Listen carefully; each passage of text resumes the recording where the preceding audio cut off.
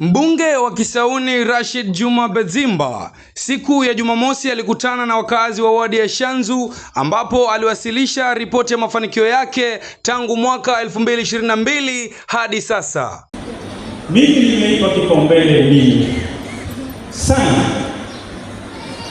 Nimeipa kipaumbele elimu kwa sababu ninajua na nina imani na nina hakika elimu ndio ufunguo wa maisha.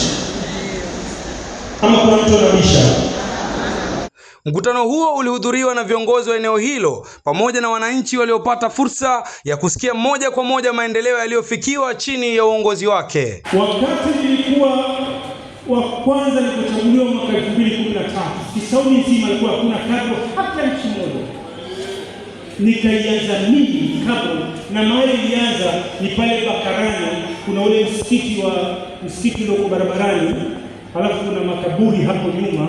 Ile ndio kadro ya kwanza nimeweka mimi ili kusudi ianze mfano wa kutembea Kisauni nzima. Katika hotuba yake, Bezimba alielezea kwa kina miradi mbalimbali ya maendeleo aliyotekeleza, akitaja sekta ya elimu kama kipaumbele chake kikuu. Alibainisha kuwa juhudi hizo zimeleta mabadiliko chanya kwa jamii ya Kisauni, hasa kwa vijana wanaotegemea elimu kama daraja la mafanikio. Mbunge huyo alifichua kuwa amesimamia ujenzi wa shule kadhaa katika maeneo tofauti ya Kisauni, hususan Shanzu, pamoja na kusaidia vijana wengi kupata nafasi katika taasisi za elimu ya juu na vyuo vya mafunzo ya ufundi.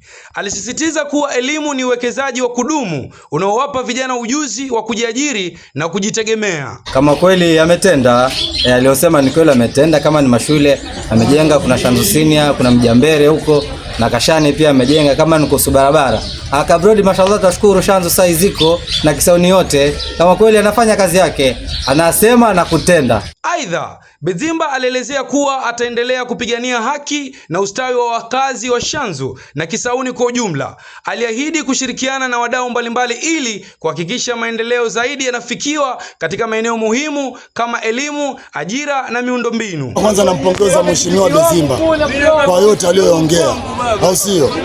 Kama shule ni muhimu sana, na tunaona Shanzu sio ati ni maneno, kila mmoja nadhani naona. Kama unaenda Mtwapa, hebu fungua macho yako hapo Weybridge, Shimolatewa Primary, hapo kando tuona shule ya Bezimba. Na si hiyo tu, kuna Mjambere, kuna wapi. Yaani mimi hapo kwa shule amenimaliza sana. Akigusia masuala ya kisiasa, alikiri kuwa yeye ni sehemu ya serikali jumuishi, yani broad based government, akielezea kuwa hatua hiyo ilitokana na msimamo wa marehemu hayati Raila Odinga kuwaunganisha wanachama wa ODM na UDA, chama cha Rais William Ruto.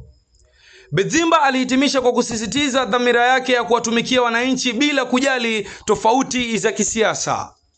Nikiripotia Shanzu TV, jina langu ni Davis John Kahinde.